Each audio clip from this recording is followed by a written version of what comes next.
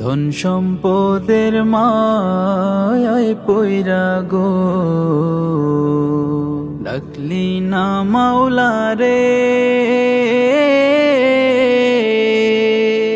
কি জানি কি উপায় হবে গো অন্ধকার কবরে রে। ওরে জীবন গোনাই গোনাই গেল রে, ওরে জীবন গোনাই গোনাই গেল রে।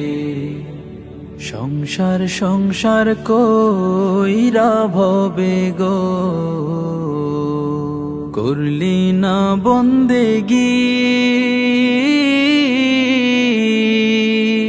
কিভাবে কাটাইবি মনরে কবরের জিন্দেগি রে।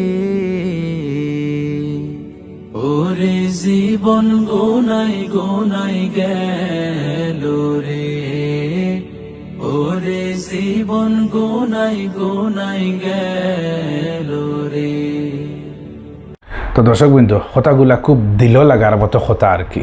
আপনারা একবার নিজের জায়গার থেকে চিন্তা করে দেখবা, আমরা এই সামান্য কয়েক দিন কয়েক বছরের জিন্দেগি কাটাইবার লাগি আমরা লোভ লালসার মধ্যে পড়িয়ে আমরা একবারে খোঁজখবর নাই। আমরা এই দুনিয়াতে আমরা চিরস্থায়ী লেগে আইছি না, অস্থায়ী জিন্দগির মধ্যে কয়েক দিন কয়েক বছর আমরা থাকবো, তারপরে পরকালের জিন্দগি অর্থাৎ চিরস্থায়ী জিন্দগির মধ্যে আমরা পানি দেওয়া লাগবো।